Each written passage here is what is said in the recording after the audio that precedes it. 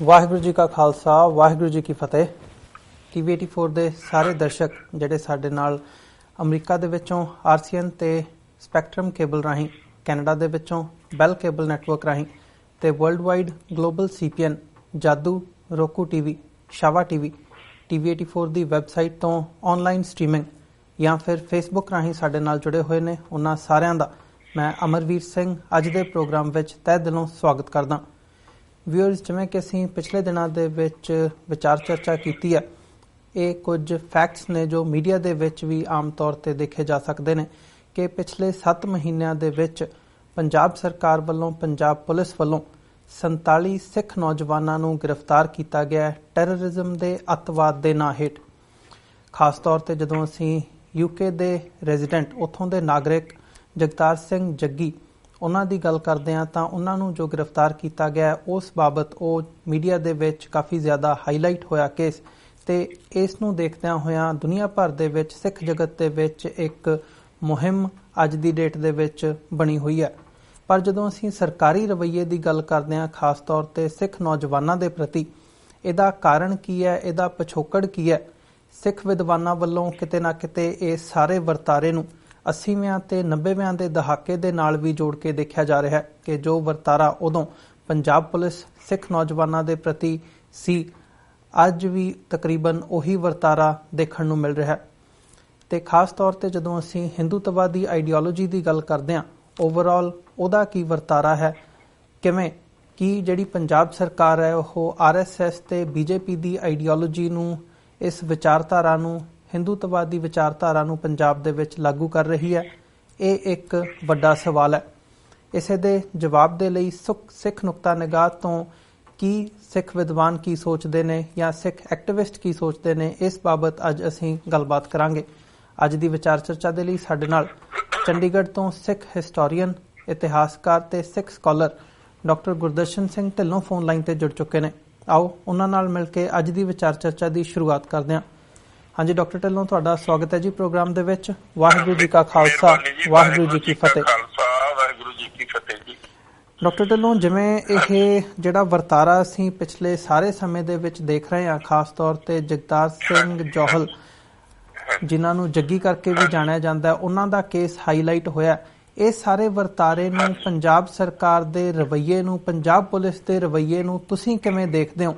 47 arrest ਪਿਛਲੇ 7 ਮਹੀਨਿਆਂ ਦੇ ਵਿੱਚ ਹੋਏ ਨੇ ਤੇ ਜਿਸ ਹਿਸਾਬ ਨਾਲ ਪੁਲਿਸ ਵੱਲੋਂ ਕੇਸ ਪ੍ਰੈਜ਼ੈਂਟ ਕੀਤੇ ਜਾ ਰਹੇ ਨੇ, ਜਦੋਂ ਅਸੀਂ ਡੈਮੋਕ੍ਰੇਸੀ ਦੀ ਗੱਲ ਕਰਦੇ ਹਾਂ ਤਾਂ ਇੱਕ ਆਮ ਜੀ ਗੱਲ ਕਹੀ ਜਾਂਦੀ ਹੈ, ਇਨੋਸੈਂਟ ਅੰਟਿਲ ਪ੍ਰੂਵਨ ਗਿਲਟੀ। ਜਿੰਨੀ ਦੇਰ ਤੱਕ ਅਦਾਲਤ ਨੇ ਫੈਸਲਾ ਨਹੀਂ ਦਿੱਤਾ, ਉਨੀ ਦੇਰ ਤੱਕ ਜਿਹੜਾ ਬੰਦਾ ਹੈ ਉਹ ਬੇਗੁਨਾਹ ਮੰਨਿਆ ਜਾਂਦਾ ਹੈ।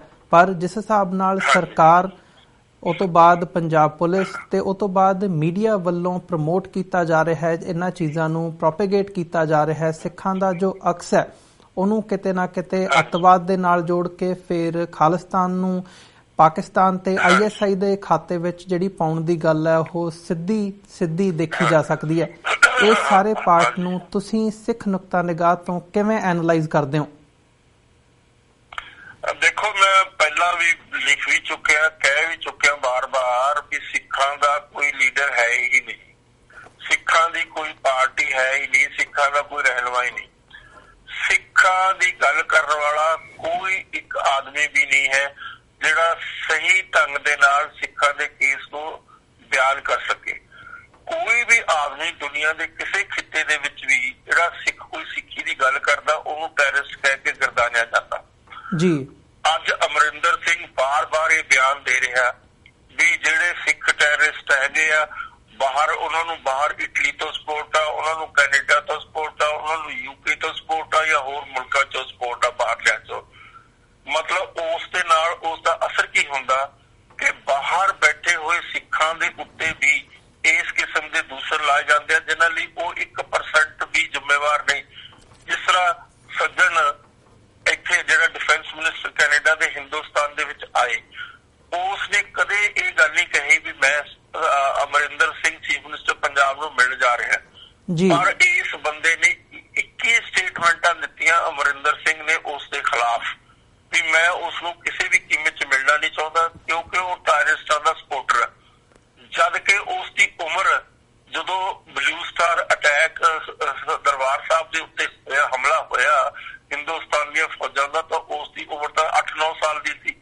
है, बहुत नौजवान आदमी है।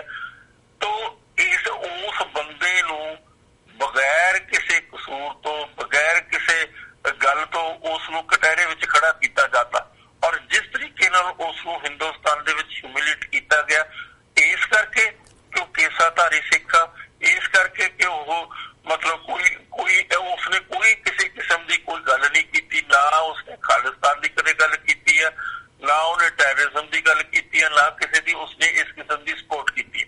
इसे किस्म की दूसरी गल, जिहड़ा जगमीत सिंह आ एनडीए पार्टी का इस वेले चीफ जिहड़ा इलैक्ट होया, ਉਹਦੇ ਵਿੱਚ ਉਸ ਦਾ ਵਿਚਾਰੇ ਦਾ ਕੀ ਕਸੂਰ ਆ? उसने जिहड़ा नवंबर 1984 ਵਿੱਚ ਸਿੱਖਾਂ ਦਾ ਕਤਲੋ ਗਾਰਤ ਕੀਤੀ ਦਿੱਲੀ ਦੇ ਵਿੱਚ ਖਾਸ ਤੌਰ ਦੇ ਉੱਤੇ ਬਾਹਰ, ਔਰ ਉਸ ਦੇ ਵਿੱਚ ਮੈਂ ਖਾਸ ਤੌਰ ਤੇ ਦੱਸਣਾ ਚਾਹੁੰਦਾ ਕਾਂਗਰਸ ਦਾ ਜ਼ਿੰਮੇਵਾਰ ਸੀ, ਜਿਹੜੀ ਸਾਰੀ ਦੁਨੀਆ ਨੂੰ ਪਤਾ, ਆਰਐਸਐਸ ਵਾਲੇ ਵੀ ਜ਼ਿੰਮੇਵਾਰ ਸੀ। 40 ਕੇਸ ਆਰਐਸਐਸ ਵਾਲਿਆਂ ਦੇ ਖਿਲਾਫ ਦਿੱਲੀ ਦੇ ਵਿੱਚ ਰਜਿਸਟਰ ਹੋਏ ਵੇ ਹਾਲੇ ਵੀ ਜੀ, ਲੇਕਿਨ ਉਹਨਾਂ ਦੇ ਖਿਲਾਫ ਔਰ ਜਾਂ ਕਿਸੇ ਹੋਰ ਦੇ ਖਿਲਾਫ ਕੋਈ ਕਿਸੇ ਕਿਸਮ ਦਾ यानी केस नहीं उभारिया गया, और उसके उत्ते सारी मिट्टी पा दी गई। तो उस गल दे विच जगमीत सिंह नूं हमेशा बेचारे नूं कटहरे च खड़ा किया अमरिंदर सिंह ने, इस करके भी वो टैररिस्ट है, और ਉਹਦਾ टैररिज्म दे नाल बेचारे दा ਉਹਦਾ है ही 38 साल की तो ਉਹਦੀ उम्र, 32 साल हो गए इस इवेंट होई नूं। तो मतलब यानी इस किस्म दी क्यों कर रहा अमरिंदर सिंह? हुण सवाल इस करदा है जी, क्योंकि इंडियन स्टेट की एक पॉलिसी है जिस दे विच कोई वेरिएशन नहीं हुंदी, चाहे वो कांग्रेस की होवे, चाहे सरकार दिल्ली दे विच, चाहे वो गैर कांग्रेस की बीजेपी की होवे। तो वो की स्टेट की पॉलिसी है भी सिखां नूं बदनाम करो और फिर उन्हां नूं कुटो ते फिर लुटो जी। मतलब ये एक पॉलिसी अज दी नहीं चल रही, 1947 तो लागू है लगातार। तो ये सारी मेरी समझ के मुताबिक बाहरले सिखां नूं उन्हां दा अक्स तोड़िया जाए, क्योंकि उन्हां दी चढ़दी कला उत्ते हो रही है कैनेडा दे विच या इंग्लैंड दे विच, तां उन्हां नूं किसी ना किसी तरीके नाल टारगेट किया जाए कि वो तां जी टैररिज्म दे सपोर्टर आ, वो तां जी मिलीटेंट आ, वो तां जी फलाने आ, वो तां जी तिमके आ। तो इस करके जिहड़ा अमरिंदर सिंह आ वो इंडियन स्टेट की पॉलिसी नूं लागू कर रहा। इसे तरीके नाल एग्जैक्टली जिहड़ी बादल ने लगातार सिखां दी अंदरूनी ते बाहरी जिहड़ी ओपोजिशन की हमेशा, और जिहड़ा अकाली दल दा विधान सी उसनूं तोड़ दिता उसने जदों मोगा कॉन्फ्रेंस की। तो साडी कोई भी पार्टी नहीं, आम पार्टी का तुसीं देख लो जिस तो कोई थोड़ी बहुती उम्मीद सी, जदों KPS गिल दे खिलाफ रेजोल्यूशन पास किया गया असैंबली दे विच, तां आम पार्टी ने चुप्पी साधी है जी, आम पार्टी ने चुप्पी साधी है। और ये बंदा फंडसार अमरिंदर सिंह ने जिस दिन ओथ लई चीफ मिनिस्टर दी, उस तो दूजे तीजे दिन इसने जाके अमरिंदर सिंह नूं उस दे घरे बुके दिता। तो ये गल किस चीज का संकेत है जी? ये सिंपली संकेत है कि जिन्हां ने निर्दोष सिख नौजवानों के कतल किए आ, और वो बंदा सीधे तौर पर इनवॉल्व आ, और वो एक मॉलेस्टेशन केस दे विच कन्विक्ट आ जी, ਜਿਹੜੀ मतलब रूपन देओल बजाज नूं छेड़खानी की पब्लिकली 20-25 उत्थे IAS ऑफिसर दी KPS गिल ने शराब दे विच तुत होए हुए ने उसकी मॉलेस्टेशन की, और उसने केस किया। और बड़ी हैरानी की थोनू गल दसदा कि उस वेले दे गवर्नर ने इस गल कह के प्रेशर पाया मिसिस देओल दे उत्ते कि तुसीं जाके एक नेशन दे इंटरेस्ट विच, मतलब नेशन दा इंटरेस्ट यही आ भी सिखां नूं मारो, सिखां नूं लुटो, सिखां नूं तबाह करो, सिखां नूं बदनाम करो। हुण give the dog a bad name and kill, साडी जिहड़ी स्थिति आ वो इस किस्म की हिंदुस्तान की सरकार ने की गया। हुण पिछे जे एक टीवी चैनल ते मैं तुहानूं एक गल दसनी चाहुंदा तुहाडे सरोतिਆਂ नूं तुहाडे राहीं कि पिछे जे एक मैनूं सवाल कीता किसी टीवी चैनल ने भी भाई उत्थे जलंधर दे विच 40-50 सिखां ने खालिस्तान जिंदाबाद के नारे लाए जी। मैं उसनूं जवाब दिता भी ये खालिस्तान जिंदाबाद के जिहड़े नारे लाए उस गल दे उत्ते उसकी चर्चा तुहानूं पता ही है, बडूंगर ने भी की, श्रोमणी गुरुद्वारा प्रबंधक कमेटी के जिहड़े प्रधान,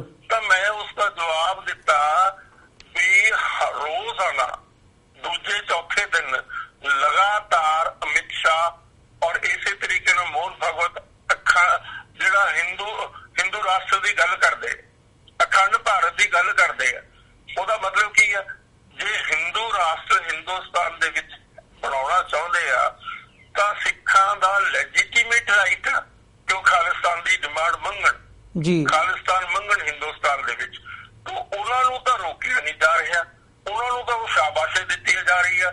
ਔਰ ਹਿੰਦੂਤਵ ਦਾ ਏਜੰਡਾ ਲੈ ਕੇ ਮਤਲਬ ਉਸ ਨੂੰ ਹਰ ਹਾਲਤ ਦੇ ਵਿੱਚ, ਚਾਹੇ ਹਿੰਦੁਸਤਾਨ ਦਾ ਪ੍ਰਧਾਨ ਮੰਤਰੀ ਆ, ਚਾਹੇ ਦੂਸਰੇ ਕਾਰਨ ਕੋਲ। ਹੁਣ ਮੈਂ ਤੁਹਾਨੂੰ ਦੱਸ ਦਿੰਦਾ, 2-3 ਦਿਨ ਦੀ ਗੱਲ ਆ, ਗਵਾਲੀਅਰ ਦੇ ਵਿੱਚ ਗੋਡਸੇ ਦਾ ਬੁੱਤ ਬਣਾ ਕੇ ਉਸ ਦਾ ਮੰਦਿਰ ਬਣਾਇਆ ਗਿਆ ਜੀ। ਮਤਲਬ ਇਸ ਕਿਸਮ ਦੀ ਗੋਡਸੇ ਕੌਣ ਆ? ਜੇ ਕੋਈ ਹੈ ਹਿੰਦੁਸਤਾਨ ਦੇ ਵਿੱਚ ਟੈਰਰਿਸਟ, ਸਭ ਤੋਂ ਵੱਡਾ ਟੈਰਰਿਸਟ ਗੋਡਸੇ ਆ। ਅੱਜ ਗੋਡਸੇ ਦੇ ਮੰਦਿਰ ਬਣਾਏ ਜਾ ਰਹੇ ਆ, ਗੋਡਸੇ ਨੂੰ ਪੂਜਿਆ ਜਾ ਰਿਹਾ, ਗੋਡਸੇ ਦੇ ਬੁੱਤ ਲਗਾਏ ਜਾ ਰਹੇ ਆ, ਗੋਡਸੇ ਦੇ ਹੱਕ ਦੇ ਵਿੱਚ ਨਾਵਲ ਲਿਖੇ ਜਾ ਰਹੇ ਆ, ਗੋਡਸੇ ਦੇ ਹੱਕ ਦੇ ਵਿੱਚ ਡਰਾਮੇ ਹੋ ਰਹੇ ਆ, ਗੋਡਸੇ ਨੂੰ ਇਲੋਜਾਈਜ਼ ਕਰਿਆ ਜਾ ਰਿਹਾ ਹਰ ਲੈਵਲ ਦੇ ਉੱਤੇ। ਤਾਂ ਸਿੱਖ ਦਾ ਵਿਚਾਰੇ ਨੇ, ਸਿੱਖਾਂ ਨੇ ਕੀ ਕੀਤਾ? ਕਿਸੇ ਨੂੰ ਆਪਣੀ ਜ਼ਿੰਦਗੀ ਬਸਰ ਕਰਨਾ ਚਾਹੁੰਦੇ ਆ। They want the right to live, they want the right to live to with honor and with prestige, and they are serving the Indian nation। ਇੰਨੀ ਜ਼ਿਆਦਾ ਵਿਚਾਰੇ ਕਿਸਾਨ, ਅੱਜ ਪੰਜਾਬ ਦਾ ਕਿਸਾਨ, ਕੱਲ 5 ਕਿਸਾਨਾਂ ਨੇ ਖੁਦਕੁਸ਼ੀ ਕੀਤੀ ਹੈ। 5 ਕਿਸਾਨਾਂ, ਇੱਕ ਬਾਰਡਰ ਤੇ ਮਾਰਿਆ ਗਿਆ ਸਿਪਾਹੀ ਵਿਚਾਰਾ ਸਿੱਖ। ਤੋਂ ਮਤਲਬ ਕਹਿਣ ਦੋ ਅੰਤ 6-6 7-7 ਬੱਚੇ, ਔਰ ਬਾਹਰ ਅਮਰੀਕਾ ਦੇ ਵਿੱਚ ਤੁਹਾਨੂੰ ਪਤਾ ਉਹ ਸਿੱਖ ਮੁੰਡੇ ਨੂੰ ਵਿਚਾਰੇ ਨੂੰ ਮਾਰ ਕੇ ਚਲੇ ਗਏ।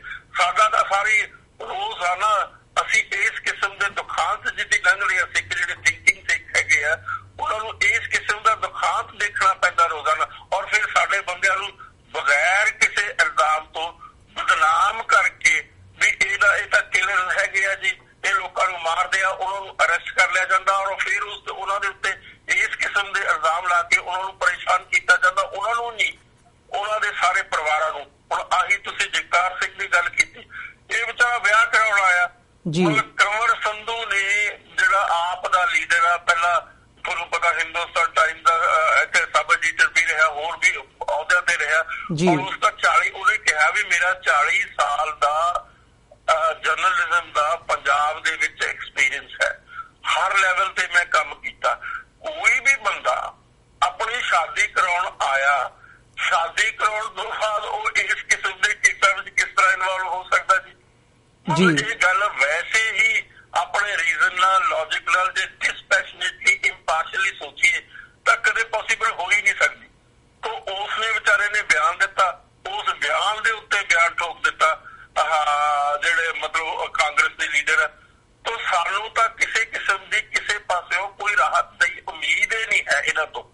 ਅਮਰਿੰਦਰ ਸਿੰਘ ਨੂੰ ਸਿੱਖਾਂ ਨੇ ਉੱਭਰ ਕੇ ਵੋਟਾਂ ਪਾਈਆਂ ਤਾਂ ਕਿ ਸਾਡਾ ਖਹਿੜਾ ਬਾਦਲਾਂ ਤੋਂ ਛੁੱਟ ਜੀ ਕਿਸੇ ਨਾ ਕਿਸੇ ਤਰੀਕੇ ਨਾਲ। ਤੋਂ ਦੇਖ ਲਓ ਵੀ ਅੱਜ ਦੋਨੇ ਜਾਣੇ ਆਪਸ ਵਿੱਚ, ਮੈਂ ਤਾਂ ਅੱਜ ਤੋਂ 2 ਸਾਲ 2.5 ਸਾਲ ਪਹਿਲਾਂ ਤੁਹਾਨੂੰ ਪਤਾ ਇੱਕ ਇੰਟਰਵਿਊ ਦਿੱਤੀ ਸੀ ਸੁਰਿੰਦਰ ਸਿੰਘ ਨੂੰ, ਜਿਹਦੇ ਵਿੱਚ ਮੈਂ ਕਿਹਾ ਸੀ ਵੀ ਆਪਸ ਦੇ ਵਿੱਚ ਦੋਨੇ ਮਿਲੇ ਹੋਏ ਆ, ਬਾਦਲ ਵੀ ਔਰ ਅਮਰਿੰਦਰ ਸਿੰਘ ਵੀ। ਔਰ ਇਹਨਾਂ ਦੀਆਂ ਧਾਰਾਂ RSS ਦੇ ਕੋਲ, ਮੋਹਨ ਭਗਵਤ ਦੋਨਾਂ ਦੀਆਂ ਧਾਰਾਂ ਆਪਣੇ ਹੱਥ ਵਿੱਚ ਫੜੀਆਂ ਵੀਆਂ। ਜੇ ਕੋਈ ਇੱਧਰ ਉੱਧਰ ਜਾਏਗਾ, ਉਸੇ ਵੇਲੇ ਉਸ ਨੂੰ ਉਸ ਦਾ ਖਮਿਆਜ਼ਾ ਭੁਗਤਣਾ ਪੈਂਦਾ ਹੈਗਾ।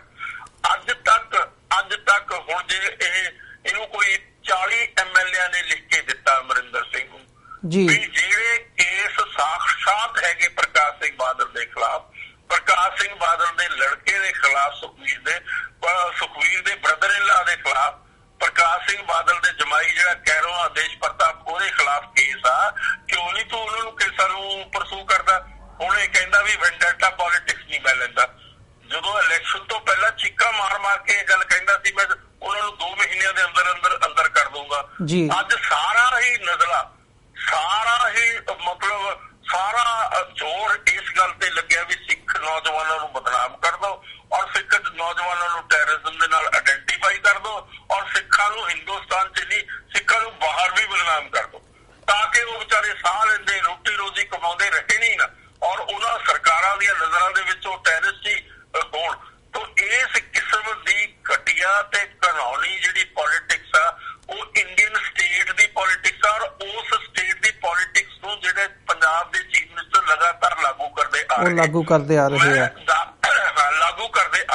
ਜੀ। ਡਾਕਟਰ ਸਾਹਿਬ, ਬਿਲਕੁਲ ਜਿਹੜੀ ਤੁਸੀਂ ਗੱਲ ਕੀਤੀ ਹੈ ਇਹ ਵੀ ਕਿਤੇ ਨਾ ਕਿਤੇ ਨੋਟ ਕਰਨ ਵਾਲੀ ਹੈ ਵੀ ਜਦੋਂ ਸਿੱਖ ਨੌਜਵਾਨਾਂ ਵੱਲੋਂ ਉਹਨਾਂ ਨੂੰ ਤਾਂ ਇਸੇ ਕਰਕੇ ਗ੍ਰਿਫਤਾਰ ਕੀਤਾ ਜਾ ਰਿਹਾ ਕਿ ਉਹਨਾਂ ਨੇ ਸੋਸ਼ਲ ਮੀਡੀਆ ਤੇ ਕੋਈ ਪੋਸਟ ਪਾਈ ਜਾਂ 1984 ਦੇ ਕਤਲੇਆਮ ਦੀ ਗੱਲ ਕੀਤੀ ਹੈ। ਪਰ ਜਦੋਂ ਅਸੀਂ RSS ਦੇ ਜਾਂ ਜਿਹੜੇ ਹਿੰਦੂਤਵੀ ਲੀਡਰ ਹੈਗੇ ਆ ਉਹਨਾਂ ਦੀ ਹੇਟ ਸਪੀਚ ਦੀ ਗੱਲ ਕਰਦੇ ਹਾਂ, ਉਹ ਸ਼ਰੇਆਮ ਕੀ ਕਹਿੰਦੇ ਆ। ਈਵਨ ਇੱਥੋਂ ਤੱਕ ਕਿ ਜਿਹੜੇ ਐਕਟਰਸ ਨੇ ਜਾਂ ਹੋਰ ਕੱਲ ਦੀ ਉਹ ਖਬਰ ਸੀ ਉਹਨਾਂ ਨੂੰ ਮਾਰਨ ਤੱਕ ਦੀਆਂ ਧਮਕੀਆਂ ਦਿੱਤੀਆਂ ਜਾਂਦੀਆਂ ਨੇ ਤੇ ਉਹਨਾਂ ਖਿਲਾਫ ਨਹੀਂ ਕੋਈ ਕਾਰਵਾਈ ਹੁੰਦੀ ਹੈਗੀ। ਡਾਕਟਰ ਸਾਹਿਬ ਜੇ ਆਪਾਂ ਜੀ ਬਿਲਕੁਲ ਜੇ ਆਪਾਂ ਪੰਜਾਬ ਦੀ ਗੱਲ ਕਰੀਏ ਖਾਸ ਤੌਰ ਤੇ ਕੈਪਟਨ ਅਮਰਿੰਦਰ ਸਿੰਘ ਦੇ ਵਰਤਾਰੇ ਦੀ, ਇਹਨਾਂ ਦਾ ਚੋਣਾਂ ਤੋਂ ਪਹਿਲਾਂ ਕਹਿਣਾ ਸੀ ਕਿ ਇਹ ਮੇਰੀ ਅਖੀਰਲੀ ਵਾਰ ਦੀ ਜਿਹੜੀ ਹੈਗੀ ਹੈ ਚੋਣ ਮੁਹਿੰਮ ਹੈ, ਪਰ ਉਹਨਾਂ ਨੇ ਹੁਣ ਕੱਲ ਗੱਲ ਕੀਤੀ ਹੈ ਕਿ ਮੈਂ ਪੰਜਾਬ ਦੇ ਲਈ ਦੁਬਾਰਾ ਜਿਹੜੀਆਂ ਚੋਣਾਂ ਨੇ ਮੁੱਖ ਮੰਤਰੀ ਦੀ ਦੌੜ ਦੇ ਵਿੱਚ ਸ਼ਾਮਲ ਹੋਊਂਗਾ। ਤੇ ਤੁਹਾਨੂੰ ਲੱਗਦਾ ਵੀ ਜਿਹੜੀ ਇਹ ਪੋਲਿਟਿਕਸ ਕੀਤੀ ਜਾ ਰਹੀ ਹੈ, ਵੋਟਾਂ ਦੀ ਪੋਲਰਾਈਜੇਸ਼ਨ ਦੀ, ਸਿੱਖਾਂ ਨੂੰ ਟਾਰਗੇਟ ਕੀਤਾ ਜਾ ਰਿਹਾ ਹੈ, ਕਿਤੇ ਨਾ ਕਿਤੇ ਇਹ ਜਿਹੜੇ ਭਾਰਤ ਦੇ ਹਾਕਮ ਨੇ, ਹਿੰਦੂਤਵੀ ਹਾਕਮ ਨੇ ਖਾਸ ਤੌਰ ਤੇ RSS ਤੇ BJP, ਉਹਨਾਂ ਨੂੰ ਖੁਸ਼ ਕਰਨ ਦੀ ਨੀਤੀ ਹੈਗੀ ਹੈ ਤਾਂ ਕਿ ਜਿਹੜੀ ਇਹਨਾਂ ਦੀ ਸਰਕਾਰ ਕਾਂਗਰਸ ਦੀ ਹੁਣ ਪੰਜਾਬ ਦੇ ਵਿੱਚ ਬਣੀ ਹੈ ਇਹ ਦੁਬਾਰਾ ਬਣ ਸਕੇ। ਤੇ ਇਸੇ ਨੀਤੀ ਦੇ ਤਹਿਤ ਕੈਪਟਨ ਅਮਰਿੰਦਰ ਸਿੰਘ ਦਾ ਇਹ ਬਿਆਨ ਵੀ ਆਇਆ ਤੇ ਜੋ ਵਰਤਾਰਾ ਪੰਜਾਬ ਦੇ ਵਿੱਚ ਚੱਲ ਰਿਹਾ ਉਹ ਆਪਣੀ ਹੀ ਪੋਲਿਟਿਕਸ ਨੂੰ ਅੱਗੇ ਵਧਾਉਣ ਦੇ ਲਈ ਤੇ ਦੁਬਾਰਾ ਚੀਫ ਮਿਨਿਸਟਰ ਬਣਨ ਦੇ ਲਈ ਸਿੱਖਾਂ ਨੂੰ ਟਾਰਗੇਟ ਕਰਨਾ ਇੱਕ ਸੋਚੀ ਸਮਝੀ ਨੀਤੀ ਦੇ ਤਹਿਤ ਕੀਤਾ ਜਾ ਰਿਹਾ ਹੈ। ਹਾਂਜੀ, ਦੇਖੋ ਬੜੀ ਸਾਫ਼ ਗੱਲ ਆ, ਕੋਈ ਵੀ ਪੰਜਾਬ ਦਾ ਚੀਫ ਮਿਨਿਸਟਰ ਬਣੇਗਾ, ਮੈਂ ਬਾਰ-ਬਾਰ ਇਹ ਗੱਲ ਕਹਿ ਚੁੱਕਿਆ, ਬਾਰ-ਬਾਰ ਮੈਂ ਇਹ ਗੱਲ ਲਿਖ ਚੁੱਕਿਆ ਕਿ ਇੰਡੀਅਨ ਸਟੇਟ ਦੀ ਇੱਕ ਸੈਟਲਡ ਪਾਲਿਸੀ ਆ। ਮੇਰੀ ਕਿਤਾਬ ਆ critic of western writing on Sikh religion and history ਜੀ, ਉਸ ਦੀ ਇੰਟਰੋਡਕਸ਼ਨ ਆ 31 ਪੇਜ ਦੀ। ਉਸ ਦੇ ਵਿੱਚ ਮੈਂ ਇਹ ਗੱਲ ਖਾਸ ਤੌਰ ਦੇ ਉੱਤੇ ਲਿਖੀ ਆ ਵੀ ਬ੍ਰਿਟਿਸ਼ ਗਵਰਨਮੈਂਟ ਇੱਕ ਫਰੇਮਵਰਕ ਦੇਗੀ ਆ ਇੰਡੀਅਨ ਸਟੇਟ ਨੂੰ। ਉਹ ਕੀ ਫਰੇਮਵਰਕ ਆ ਕਿ ਸਿੱਖਾਂ ਦੇ ਹਰ ਪਹਿਲੂ ਨੂੰ ਦੇ ਉੱਤੇ ਅਟੈਕ ਕੀਤਾ ਜਾਵੇ ਤਾਂ ਕਿ ਸਿੱਖਾਂ ਦਾ ਮਨੋਬਲ ਤੋੜਿਆ ਜਾਵੇ ਔਰ ਸਿੱਖੀ ਦਾ ਸਰੂਪ ਵਿਗਾੜਿਆ ਜਾਵੇ। ਜੀ ਸੋਚ ਲਓ ਦੋ ਚੀਜ਼ਾਂ, ਸਿੱਖੀ ਦਾ ਸਰੂਪ ਵਿਗਾੜਿਆ ਜਾਵੇ, ਸਿੱਖਾਂ ਦਾ ਮਨੋਬਲ ਤੋੜਿਆ ਜਾਵੇ, ਕਿਉਂਕਿ ਸਿੱਖੀ ਦੇ ਸਿਧਾਂਤ ਤੋਂ ਹਰ ਬੰਦੇ ਨੂੰ ਖਤਰਾ, ਹਰ ਬੰਦੇ ਨੂੰ, ਕਿਉਂਕਿ ਉਹ ਹਿਊਮਨ ਰਾਈਟਸ ਦੀ, ਵੈਲਿਊਜ਼ ਦੀ, ਸੋਸ਼ਲ ਰਿਸਪੌਂਸਿਬਿਲਿਟੀ ਦੀ ਗੱਲ ਕਰਦਾ ਸੀ।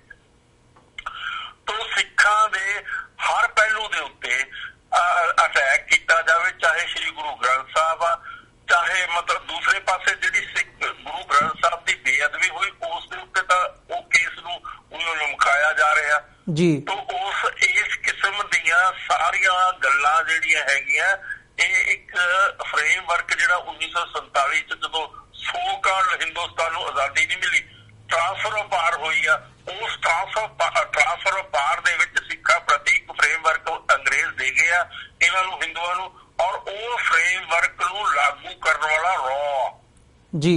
ਮੈਂ ਇੱਥੇ ਤੁਹਾਨੂੰ ਇੱਕ ਕਿਤਾਬ ਦਾ ਹਵਾਲਾ ਦੇਣ ਲੱਗਿਆ, ਜਿਹੜੀ ਕਿਤਾਬ ਬਹੁਤ ਹੀ ਮਸ਼ਹੂਰ ਕਿਤਾਬ ਆ ਔਰ ਉਹ ਇੰਡੀਆ ਵਿੱਚ ਬੈਨ ਹੋ ਗਈ ਸੀਗੀ, ਬਾਰਬਰਾ ਕ੍ਰੋਸੈਟ ਆ, ਜਿਹੜੀ New York Times the Sunday the editor ਵੀ ਰਹੀ ਆ।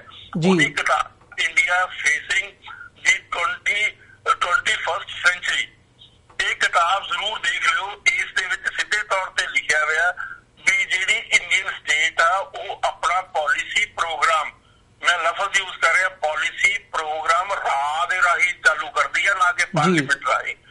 ਜਿਸ ਤਰੀਕੇ ਦੀ ਅਮਰੀਕਨ ਜਿਹੜੀ ਸਟੇਟ ਆ ਉਹ ਜਿਹੜੇ ਵਾਈਟਲ ਪੋਲਿਸੀ ਪ੍ਰੋਗਰਾਮ ਹੁੰਦੇ ਆ ਉਹਨੂੰ ਪੈਂਟਾਗਨ ਦੇ ਰਾਹੀਂ ਚਲਾਉਂਦੇ ਆ, ਨਾ ਕਿ ਹਾਊਸ ਆਫ ਰਿਪਰੈਜ਼ੈਂਟੇਟਿਵ ਔਰ ਸੈਨੇਟ ਦੇ ਰਾਹੀਂ ਜੀ। ਤੋਂ ਇੱਥੇ ਇਹ ਗੱਲ ਸਮਝਣੀ ਬਹੁਤ ਇੰਪੋਰਟੈਂਟ ਆ ਕਿ ਕੀ ਹੋ ਰਿਹਾ ਸਿੱਖਾਂ ਦੇ ਨਾਲ।